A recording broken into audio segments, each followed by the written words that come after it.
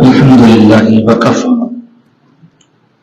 والصلاة والسلام على رسوله وحبيبه سيدنا محمد المصطفى وعلى آله سفينة النجاة وأصحابه نجوم الهدى وعلى أولياء أمته مصابيح الصدق والصفا. أما بعد، أعوذ بالله من الشيطان الرجيم. بسم الله الرحمن الرحيم.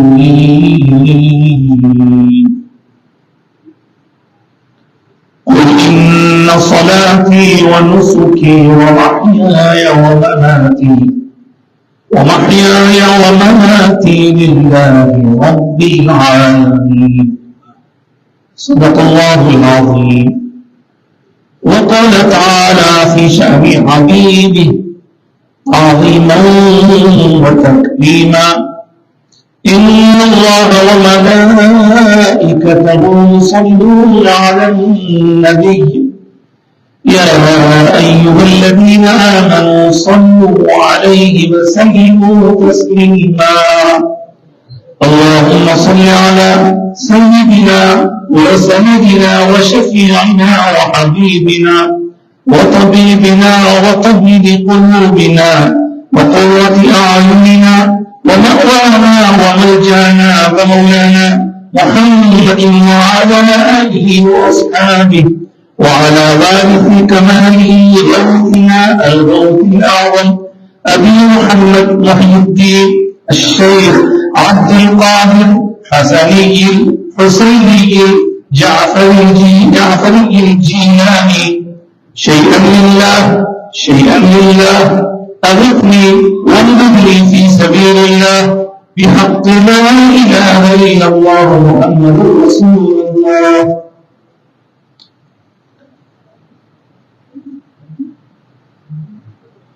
سرکار مدینہ کی الفت میں جو مرتے ہیں، اللہ کے وہ بندے زندہ ہیں مزاروں میں. نہ پوچھ ان خرقہ پوشوں کی، ارادت ہو تو دیکھ ان کو، یہ پیغام لیے ہوئے تھے اپنی آستینوں میں. جلا سکتی ہے شمع کشتہ کو موجے نفس ان کی، الہی کیا چھپا رکھا ہے اہل دل کے سینوں میں. آج کی اس مبارک و مسعود نشست میں شہنشین پر تشریف فرما خانواد حضرت سید یحییٰ پاشا صاحب اللہ علیہ رحمت و رضوان کی بزرگان،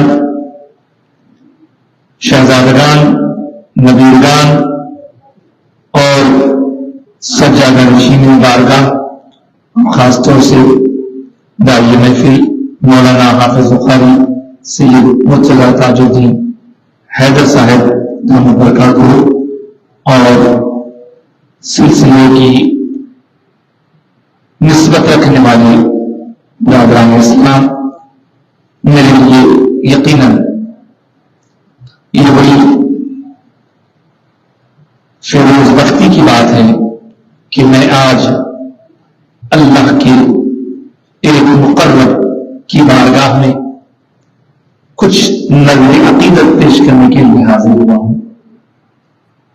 بلا شبہ حضرت یحییٰ پاشا صاحب قبلہ علیہ رحمت و رضوان کی سیرت پاک پر تو گفتگو ہوگی ہی کچھ دیر، لیکن موجودہ حالات کو دیکھتے ہوئے ابھی مولانا حافظ محمد مفتی انوار احمد صاحب نظامی دامت برکاتہ شیخ التفسیر جامع نظامیہ نے بھی کچھ اشارے کیے، اس طرف روشنی ڈالتے ہوئے اپنی گفتگو کو آگے بڑھاؤ.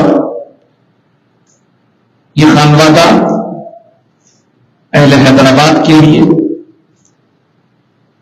کس قدر مثالی ہے، یہ سب کو معلوم ہے. اور میں نے اپنی گفتگو کا عنوان جس آیت مبارکہ کو بنایا ہے وہ آیت شریفہ اگر لکھی ہوئی شکل میں، پڑھی ہوئی شکل میں ہم دیکھتے ہیں یا سنتے ہیں تو کوئی نہ کوئی بندہ ایسا بھی ہو سکتا ہے جو اسے عملی شکل میں دیکھنا چاہے. اب جب لکھی ہوئی شکل میں لکھنے والے کاتب نے لکھ دیا، پڑھنے والے حافظ نے، قاری نے پڑھ لیا، لیکن اس کو عملاً دیکھنا ہو تو کس کو دیکھے؟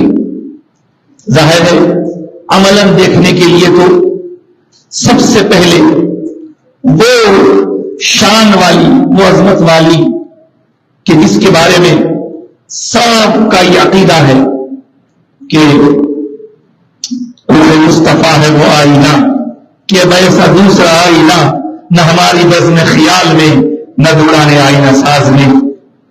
ہماری محفل میں آفتاب خطاب حضرت مولانا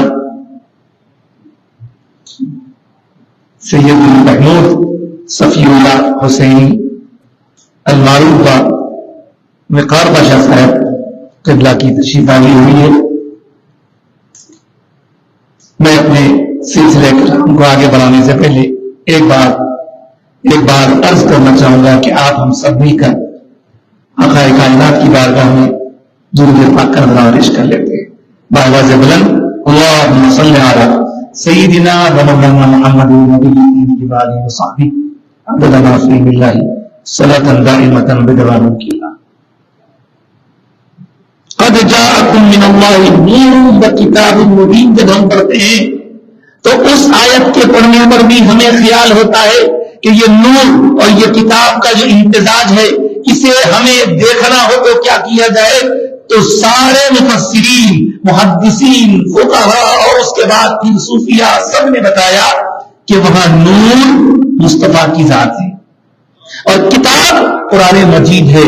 یہاں سے یہ نقطہ ہمیں سمجھ میں آیا، ہو تلاوت جس کی وہ تو بعد میں نازل ہوا، وہ تلاوت جس کی وہ تو بعد میں نازل ہوا، پہلے آیا چلتا پھرتا بولتا قرآن ہے.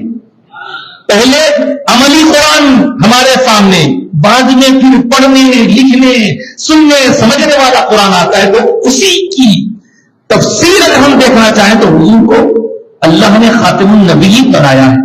اب سرکار نبیوں کے امام تاجدار ہیں تو سرکار کی امت حضور کے فیض کو پانے کے لیے جب بے چین ہوتی ہے تو اسے بھی عملی نمونوں کی ضرورت ہوتی ہے. اور عملی نمونے جب ہم دیکھنا چاہتے ہیں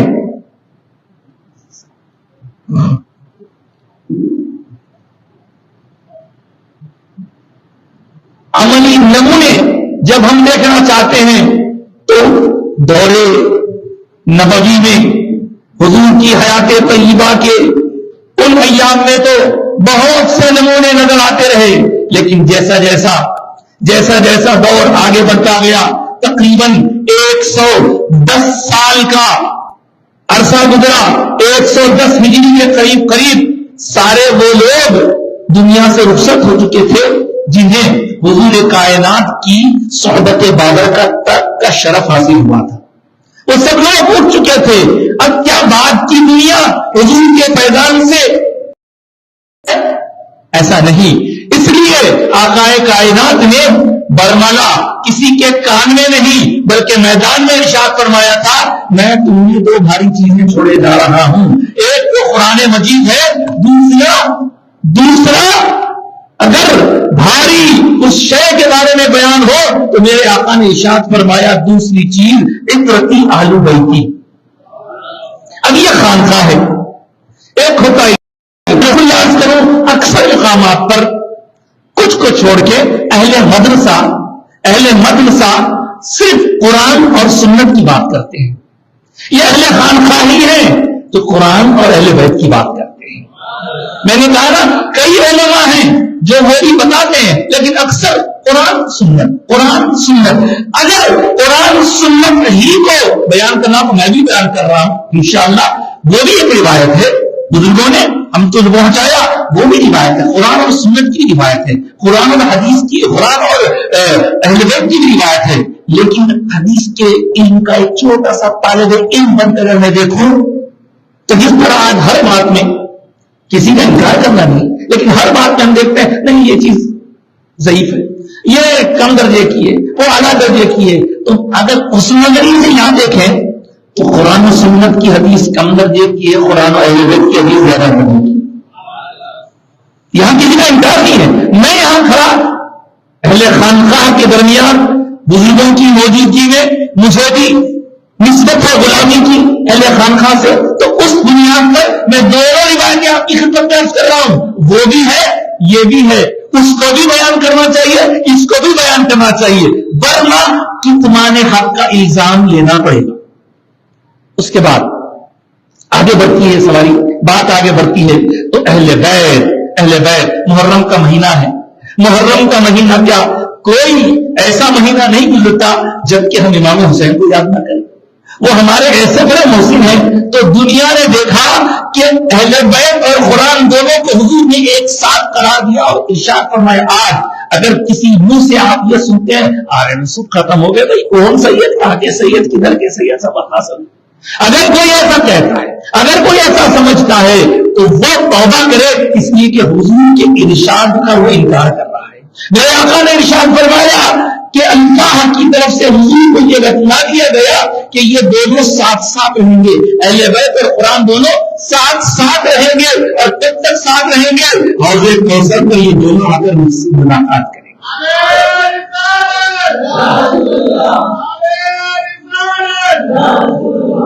لیکن یہ بات بھی یاد رکھیے اور ہم سب کو یاد رکھنے کی ہے, حضور نے اہل بیت اور قرآن کو ملایا تو دنیا نے ہر زمانے میں ایسی شخصیتوں کی زیارت کی ہے جو قرآن کے ساتھ جڑے ہوئے اور اہل بیت اطہار سے تعلق کی بنیاد پر دنیا کا دین کا پیغام لوگوں کو پہنچاتے ہوئے نظر آتے ہیں. دین دین دین. اور یہی تو فرق ہے. آج سے 1385 برس پہلے واقعہ کربلا میں کیا تھا؟ ادھر دنیا تھی, ادھر مال تھا, ادھر دولت تھی, ادھر اقتدار تھا, ادھر سلطنت تھی, ادھر حکومت تھی, ادھر گورنری کی چاہ تھی.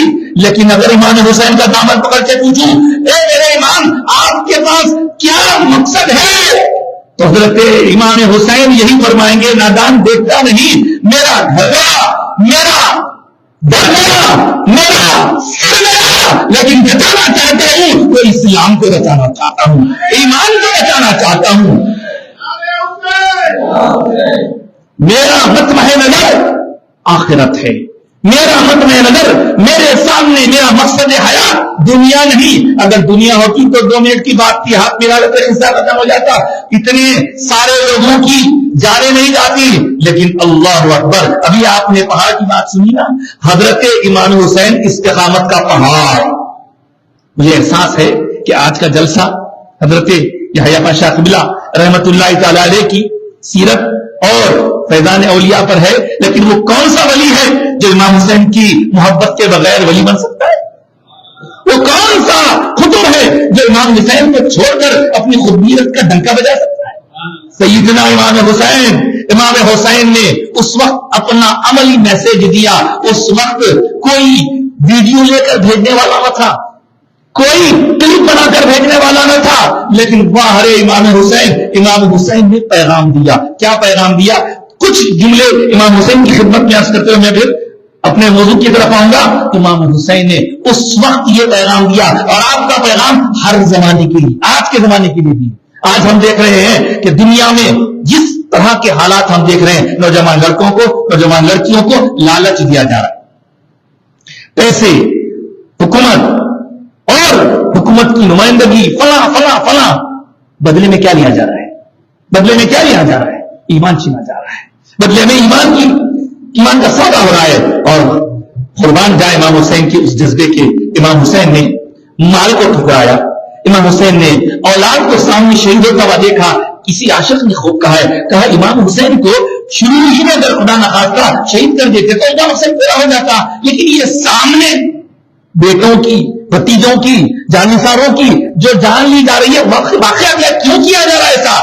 تو کہا امام حسین کی استقامت کا امتحان لیا جا رہا ہے، اب ان کو ہم شہید کر دیں گے، شاید امام حسین نرم پڑ جائے، شاید امام حسین پانی بند کیا گیا، کھانا بند کیا گیا۔ کیسی بدبختی آج کے لوگوں کی کہ پانی بند کرنے پر، سجدہ کرنے پر موضوع بحث بنا کر گفتگو ہو رہی، استغفر اللہ معاذ اللہ۔ اور ایسے میں امام حسین نے بتایا مال کام کی چیز ہے، لیکن ضرورت پڑے تو مال قربان کر دو۔ اولاد نسل کو باقی رکھنے کا ذریعہ ہے، لیکن وقت آئے ایمان کا سودا نہ کرو، اپنی اولاد کی قربانی دو۔ اور سب کچھ تو جا چکا تھا، اب کیا تھا امام حسین کے پاس؟ امام حسین کے پاس استقامت تھی، امام حسین کے پاس سب کچھ تھا، اور آپ نے تنہے تنہا جا کر 72 زخم کھائے، اپنی جان رب کائنات کی بارگاہ میں پیش کی، اور عملاً یہ بتا دیا، اے میرے نام لینے والے حسینیوں، جب بھی ایمان کی بات آئے سب کچھ لٹانا ایمان کا تھا۔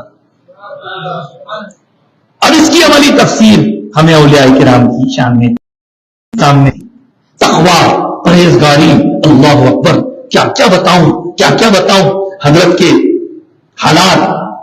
اردو میں ماشاءاللہ میں حضرت پشا صاحب کا ممنون ہوں کہ انہوں نے کتاب مجھے عنایت فرمائی۔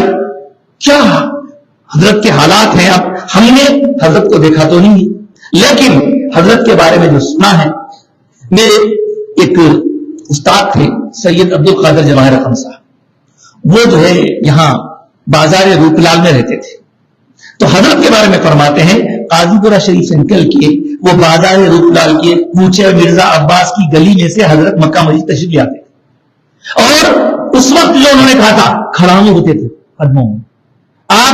اب سنیے، تقویٰ دیکھیے، پرہیزگاری دیکھیے، اپنے معاملات میں اللہ سے کیسا مضبوط تعلق، اللہ اکبر۔ حضرت حنبلی المسلک ہیں، اور حنبلی مسلک میں چمڑے کی صفائی کے باوجود بھی، دباغت کے باوجود بھی اس کو پاک نہیں سمجھا جاتا، تو حضرت چمڑے کی چپل، حتیٰ کہ لکڑی کے کھڑاوے کو وہ چمڑے کا اگر کوئی پٹا لگا کے لاتا تو بھی استعمال نہیں فرماتے تھے۔ یہ ہے تقویٰ، یہ ہے پرہیزگاری، یہ ہے۔ اب آپ کی خدمت میں جو عرض کر رہا ہوں کہ وہ اتنا صلاتی و نسکی و محیای و مماتی کا عملی نمونہ کہاں نظر آئے گا؟ اولیاء اللہ کی سیرتوں میں نظر آئے گا، ان کے جانشینوں میں نظر آئے گا۔ اور مجھے ایک بات یاد آئی اچانک، درمیان میں اس کو بیان کرتے ہوئے آگے بڑھوں۔ اسی صدی کا واقعہ ہے۔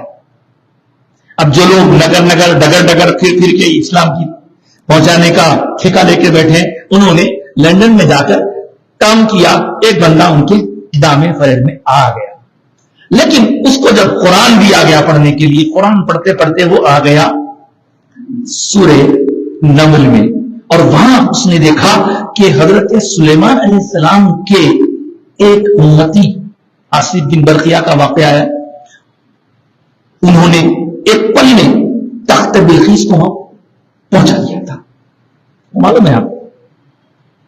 قال الذي عنده علم من الكتاب انا آتيك به قبل ان يرتد اليك طرفك، اور پلک جھپانے کی طرف وہ موجود، فلما رآه عنده، جب انہوں نے پاس دیکھا مستقرا لکھا ہوا ہے قال هذا من فضل ربي، یہ پڑھ لیا۔ پڑھنے کے بعد اب اس کے دماغ میں آ رہا کے ساتھ وہ سورت دیکھ لیا، آپ لوگوں کے نمازہ دیکھ لیا، مجھے کہیے کہ یہ ایسا کوئی بندہ ہے آپ کے پاس؟ ایسا کوئی بندہ ہے؟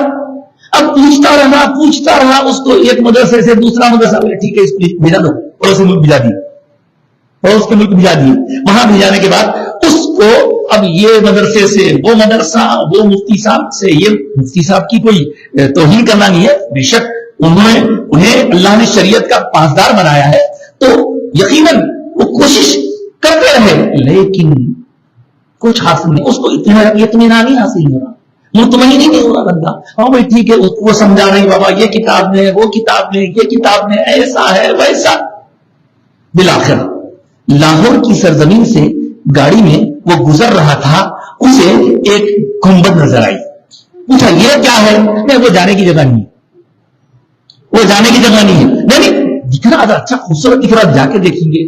اب مرتے کیا نہیں کرتے، اچھا چلو جا کے دیکھیں گے. وہ تھا حضرت داتا گنج بخش علی حجویری کا روضہ مبارک داتا دربار. وہاں پہنچ گئے. وہاں پہنچ کے اب یہ تو باقی ناخواستہ جا رہے ہیں اور اس کے قدم کشا کشا آگے بڑھ رہے ہیں. بڑھتے ہوئے تھکا مندہ تھا. آگے بڑھتے ہی اس کو ایک چائے والا نظر آیا. اس نے سوال کیا کیا پیو گے؟ چائے پیو گے یا ڈیکاشن پیو گے؟ تو کہا کہ صاحب چائے پیوں گا. اچھا. اور اس نے اپنے ہاتھ میں ایک پیالی لی اور چائے اس میں ڈال کر جیسے ہی اس انگریز کے ہاتھ میں تھمائی، وہ جیسے ہی پیالی لیا لے کے رشک آگے بے ہوش ہو کے گر گیا. بے ہوش ہو کے گر گیا. اب حیران ہیں سب لوگ. پانی وانی ڈال کے اس کو اٹھایا، بھائی کیا ہوا؟ بولا وہ سانپ کہاں ہے چائے پلا رہا، مجھے وہ سانپ چاہیے. تو بولے وہ سانپ چائے پلا چلے گئے تو ان کے بارے میں کچھ، مجھے وہ سانپ چاہیے. اس سے کیا مطلب ہے؟ کہنے لگا جس چیز کو ڈھونڈتے ڈھونڈتے اتنا در بدر پھر رہا تھا آج مجھے اس کا جواب مل گیا. وہ کیسے ملا؟ تو کہا یہ میرے ہاتھ میں پیالی دیکھتے ہو، یہ پیالی دیکھتے ہو، یہ پیالی لندن میں میرے بیڈ روم میں رکھی رہتی ہے. روز میں اس سے شام میں سونے سے پہلے چائے پیا کرتا ہوں. وہ پیالی اس کے ہاتھ میں کیسے آئی؟ مجھے اس کی تلاش ہے. اللہ اکبر. اب وہ تو ملا نہیں، پتا نہیں اللہ نے کس کو بھیج دیا، داتا نے کس کو بھیج دیا خدمت کے لیے. اب اس کے بعد بولا میں جو تلاش کر رہا تھا وہ مجھے یہاں مل گیا، لہذا میں تمہارے ساتھ نہیں کر جاؤ. وہ یہی رہ گیا. آپ تفصیلات دیکھ سکتے ہیں، نیٹ پر بھی موجود ہے. اس کا نام فاروق لینارڈ. یہی رہ گیا. بولا یہاں سے نہیں جاؤں گا، یہیں سے ایسا روحان. لوگ بولتے ہیں خبر پرستی کرتے، لوگ بولتے خبروں کو کیا ملتا، خبروں کو کیا ملتا. حضرت بایزید بستامی سے پوچھو خبروں کو کیا ملتا. حضرت ابو الحسن خرقانی سے پوچھو، انہوں نے سلسلے نقشبندیہ میں اسی فیض کو تو آگے پہنچایا ہے. ملاقات نہیں کی لیکن اس کے باوجود آگے فیض پھیلائے. دوستو یہ واقعہ میں نے اس لیے سنایا کیونکہ گلا تو گھونٹ دیا اہل مدرسہ نے تیرا، کہاں سے آئے صدا لا الہ الا اللہ. کچھ مدرسے، اب کچھ اس لیے کر رہا ہوں کہ پہلے ہمارا ایک جامع نظامیہ تھا، اب گلی گلی گلی گلی نئے نئے مدرسے ہو گئے اور جتنے مدرسے اتنی باتیں ہیں. ان پر تنقید کرنا مقصد نہیں ہے، لیکن صرف ہم خالی پڑھاتے جائیں گے ان بزرگوں. حضرت بانی جامعہ نظامیہ فضیلت جنگ علیہ رحمت الرضوان، وہ بھی قادری و چشتی ہیں، وہ بھی سماع سنتے تھے. یہ بات اور ہے کہ قیود کے ساتھ سنتے. آج سماع کی مخالفت ہو رہی ہے. ٹھیک ہے بھائی، آپ جس سلسلے سے جڑے ہوئے ہیں وہاں سماع نہیں ہے تو کوئی بات نہیں ہے، لیکن کیا بندہ نواز کے سلسلے میں سماع نہیں ہے؟ کیا حضرت شاہ راجی رحمۃ اللہ کے سلسلے میں سماع نہیں ہے؟ تو سماع کو لے کر بحثیں ہو رہی ہیں. ایسے میں ہمیں ان بزرگوں سے جڑنے کی ضرورت ہے. اور میں آپ کی خدمت میں، یہاں پہ بزرگ بیٹھے ہیں بہت سے، میں نوجوانوں سے اکثر عرض کرتے رہتا ہوں، خدا کے لیے دوسروں کے باتوں کو سننا چھوڑ دیجیے. ایک زمانہ تھا ہم حضرت بخار پاشا صاحب سے بھی سنتے تھے، ہم بھی حضرت کے ساتھ ساتھ کہیں بھی اگر کتاب آتا بولتے تھے دیکھو بھائی دوسروں کی کتاب نہیں پڑھنا، دوسروں کی کیسٹ نہیں سننا، یاد کرتے تھے. لیکن اب حالت یہ ہے کیسٹ خریدنے کی ضرورت نہیں ہے، کتاب لینے کی ضرورت نہیں ہے، خود بخود کلیم آ جاری. اب آنے کے بعد ہو کیا رہا ہے، میں ہمارے نوجوان جو سلسلے سے جڑے ہوئے ہیں ان سے عرض کروں گا، آنے کے بعد کیا ہوتا ہے، ارے میاں یہ مت دیکھو کون بول رہا ہے، یہ دیکھو کیا بول رہا ہے، یہ مت دیکھو. نبی قرآن پڑھ رہا نا، حدیث سنا رہا نا، نہیں حدیث سنا رہا، قرآن سنا رہا، سب آپ دیکھیے قرآن پڑھ کے 24 آیتیں کہہ کر کیا سے کیا کر دیے، حدیثاں سنا کے کیا کر رہے ہیں. تو کون کس کی سن رہا ہے، یہ بات اچھی طرح ذہن میں رہے کہ قرآن پڑھنے والا پہلے یا تو سند یافتہ ہونا یا صحبت یافتہ ہونا، تب سنیں گے اس سے، نہیں تو نہیں سنیں گے. اب کیا سوچتے بچے ہمارے نوجوان، ذرا دیکھیں گے تو صحیح، ذرا دیکھیں گے تو صحیح اس میں ہے کیا، انہوں کیا بول میں دیکھیں گے. میں ان سے بڑے ادب سے کہوں گا بھائی ایک صاحب کو تیرنا نہیں آتا ہی نہیں، ان کو بتایا یہ بہت بڑا گہری بولی ہے. تو کیا انہوں نے اس وقت ایسا کہا کہ ٹھیک ہے ذرا اتر کے تو دیکھیں گے, اتر کے تو دیکھیں گے کتنی گہری ہے؟ کوئی نہیں کہتا یہ. اسی طرح آپ ان کی بات سننا چاہ رہے ہیں, آپ ان کی بات سننے سے پہلے اپنی تو پڑھو, پہلے اپنے بزرگوں سے تو سیکھو, پہلے ان کی صحبتوں میں تو آؤ. اور جو چیزیں کتابوں میں پڑھائی جاتی ہیں وہ یہاں بزرگوں کے پاس سکھائی جاتی ہے. مدرسے اور خانقاہ میں فرق ہی بتایا گیا. مدرسہ تعلیم کی جگہ ہے, وہ بھی ضروری ہے, اور خانقاہ تربیت کی جگہ ہے, یہ بھی ضروری ہے. اور حضرت اللہ اکبر, حضرت کی جو کوششیں ہوتی تھی, ایک مرتبہ جبکہ پولیس سیکشن کا زمانہ تھا, پہلے ہی سے حضرت نے فرما دیا اب بہت تباہی ہونے والی. کیا کیے, اپنے اقربا کو اور اپنے مریدین کو لے کر وہ صبح اور شام کئی لاکھ مرتبہ وَقُلْ رَبِّ اغْفِرْ وَارْحَمْ وَأَنْتَ خَيْرُ الرَّاحِمِينَ, اس کا ورچو صبح شام, اور سب لوگ آ کے بیٹھے ہیں. لیکن حضرت ہی کے قریبی رشتہ دار وہ بھی بزرگ ہیں, انہوں نے اس بات سے تھوڑا سا اختلاف کیا کہ حضرت آپ وَقُلْ رَبِّ اغْفِرْ وَارْحَمْ سے پڑھ رہے ہیں, جبکہ دعا ہے تو رب اغفر وارحم پڑھنا چاہیے. تو میں تو شریک نہیں ہوتا اس میں, مجھے اپنے مصروفیات ہے. کچھ دن کے بعد یہ قائد وہ محفل میں آ کے بیٹھ کے پڑھنا شروع کیا. تو دیکھنے والوں نے سوالیہ انداز میں ان کی طرف دیکھا اور کہا حضرت کیا بات ہے, آپ اب تک تو شریک نہیں ہو رہے تھے, اب محفل میں شریک ہو گئے. ہم یہ سنے تھے کہ آپ وَقُلْ رَبِّ اغْفِرْ خوئی کے ساتھ جو ہے اس کو پڑھنے پر تھوڑا آپ رائے کا اختلاف رکھتے ہیں. پھر اب کیا ہوا سنیے. اللہ والوں کا مقام, جب اللہ والے ہوتے ہیں, یہ دنیا کا کوئی بندہ کسی کو منسٹر بناتا ہے تو اس کی زندگی تک ویلیو, اس کی خالی یہاں رہنے والوں تک ویلیو. لیکن جو اللہ کا محبوب ہوتا ہے اللہ کے پاس بھی پسندیدہ ہوتا ہے, رسول کے پاس بھی پسندیدہ ہوتا ہے, غوث اعظم کے پاس بھی پسندیدہ ہوتا ہے. چنانچہ اب ان سے پوچھا کہ آپ کیوں شریک ہوئے؟ کہا کیا کہوں یار, میں نے رات خواب میں دیکھا, خواب میں کیا منظر دیکھتا ہوں کہ آقائے کائنات کی محفل سجی ہوئی اور اس محفل میں صحابہ کرام بھی رونق فروز ہیں.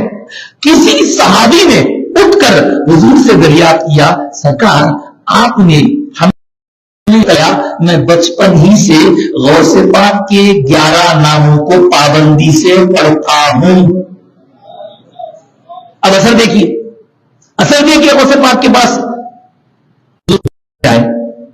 وہ بھی غوث پاک کی اولاد سے تھے, اور انہوں نے دل میں خیال کیا کہ غوث پاک کے پاس اپنے بچوں کا زیادہ مقام ہے. اب یہ تو اولاد میں سے نہیں ہے, ولی ہے, قطب ہے, لیکن اولاد میں سے تو نہیں ہے, ان سے اتنا قرب نہیں ہوں گا, ہم اولاد ہیں ہماری زیادہ سنتے ہوں گے. بس یہ خیال آنا تھا. کچھ ہی دنوں میں خواب پڑا. خواب میں کیا دیکھتے ہیں, دیکھیے جواب ایسا ملتا ہے. خواب میں کیا دیکھتے ہیں کہ غوث پاک رونق افروز ہیں. اب یہ حضور غوث پاک کی خدمت میں حاضر ہونے کے لیے تشریف لے جا رہے ہیں. راستے میں ایک خدمت گزار نے روک دیا, نہیں آپ نہیں جا سکتے, رکیے. ارے میرے جد ہے, رکیے رہیے. اس کے بعد اب یہ باہر رک گئے انتظار کرتے ہوئے. کچھ دیر بعد حضرت یحییٰ پاشا صاحب آئے. غوث پاک کے پاس کتنی مقبولیت. پھر کیا ہوا, یحییٰ پاشا صاحب خود جا رہے تو کوئی روک رہا نہیں, دروازہ کھول کے اندر تشریف لے گئے. یہ حضرت سوچے کہ جب تو جانے سے کہا اب چلا جاؤں گا, ان کے ساتھ جانے لگے تو جانے کی اجازت ملی. اس سے مطلب کیا, کسی کو کم کرنا, کسی کو بڑھانا, کسی کی چاپلوسی کرنا, کسی کی خوشنودی کے لیے یوں ہی کہہ دینا نہیں. دیکھیے غوث پاک کی پہچان کیا ہے, غوث پاک کی پہچان کیا ہے.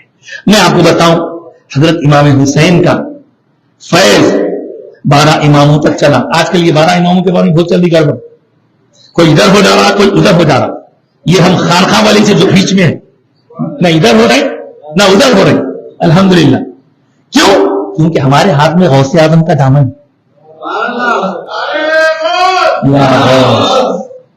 حضرت امام حسین کے بعد وہ سارے علوم جو سینہ بسینہ چلے آ رہے تھے سیدنا امام زین العابدین کے پاس منتقل ہوتے. امام زین العابدین کے بعد حضرت سیدنا امام محمد باقر کے پاس, حضرت سیدنا امام محمد باقر کے بعد حضرت امام جعفر الصادق کے پاس, پھر حضرت امام موسیٰ کاظم کے پاس, پھر حضرت امام موسیٰ رضا کے پاس, حضرت امام تقی, حضرت امام نقی, امام عسکری, حضرت امام مہدی. یہ زمانہ جب ختم ہوا, یہ بزرگوں کا دور ایک کے بعد ایک. کوئی اگر کہے کہ نہیں بھائی یہ ہمارے نہیں ہے تو ہم کہیں گے تم ہمارے نہیں, یہ تو ہمارے ہیں, یہ امام حسین کے شہزاد ہیں. ٹھیک ہے, ان کے بارے میں کچھ لوگوں کا جو عقیدہ ہے ہمارا وہ عقیدہ نہیں ہے. ہمارا عقیدہ ان سے جو محبت کا ہے. اللہ اکبر. اس بارے میں ان کی نہیں, ان کی بولا تو ارے بھائی انہوں ساداتی سے بول دیے ہوں گے اور سیدہ چالے تھے اپنے آپ کو تو فاروق اعظم کے بیٹے کی گواہی دلاتا ہوں. حضرت فاروق اعظم کے بیٹے شہزادے حضرت مجدد الفسانی شیخ احمد سرہندی رحمت اللہ تعالی علیہ مکتوبہ شریف میں لکھتے ہیں کہ ولایت کا جو فیض تھا میرے آقا نے مولا علی کو جو ولایت کا فیض عطا فرمایا وہ مولا علی سے مولا حسن کے پاس منتقل ہوا. پھر ایک کے بعد ایک منتقل ہوتا رہا. جب حضرت امام مہدی کا زمانہ آیا اس وقت اس کے بعد کا دور متصلاً کچھ وقت کے بعد حضور کی رانت کی غوث اعظم دستگیر کا دور مبارک ہے. تو وہ جو ولایت کا چارج تھا دنیا میں کوئی بھی ولی بنتا تھا تو وہ ان کے صدقے میں بنتا تھا. اب وہ چارج غوث پاک کے پاس آ گیا ہے. غوث پاک کے بغیر دنیا میں کوئی ولی نہیں بن سکتا. تو اب ہم یہ کہیں گے کہ کوئی اگر کہے نہیں صاحب وہ امامہ ان کے ہے تو ہم کہیں گے ہمارے ادھر ادھر ہونے کا چانس ہی نہیں ہے. کیوں کہ ہم اماموں کے ساتھ غوث اعظم کا دامن تھامے ہوئے. تو غوث پاک سے کیسی قربت, کیسی محبت. اللہ اکبر.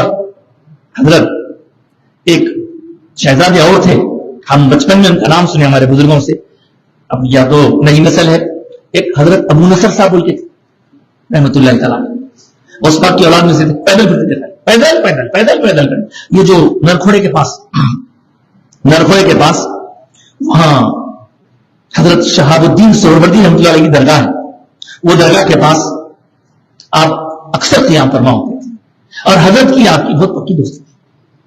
ایک مرتبہ حضرت دیکھیے صاحب اس زمانے میں نہ فون نہ کوئی اور ذریعہ تھا, نہ میسج کرنے کے لیے کوئی میسنجر تھا, کچھ نہیں. تو حضرت صبح اپنے وہ مریدین کے ساتھ نکل کے وہاں تشریف لے گئے. آج ابو نصر صاحب سے ملاقات کریں گے. وہاں جانے پر پتا چلا کہ حضرت اپنے مقام سے فجر کے بعد اپنی کسی مصروفیت میں چلے گئے ہیں. روز چلے جاتے. حضرت فرمایا ٹھیک ہے.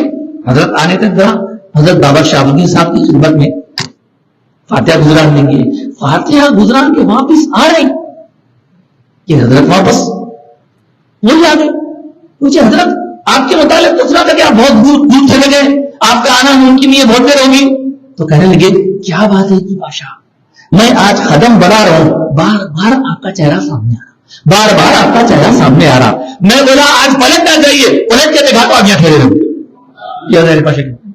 تو یہ غوث پاک کی نمائندوں, غوث پاک کی اولاد سے جو حضرت یہاں پاشا اللہ علیہ رحمۃ الرضوان کا جو رب تھا. اچھا پھر آپ سن کے حیران ہو جائیں گے.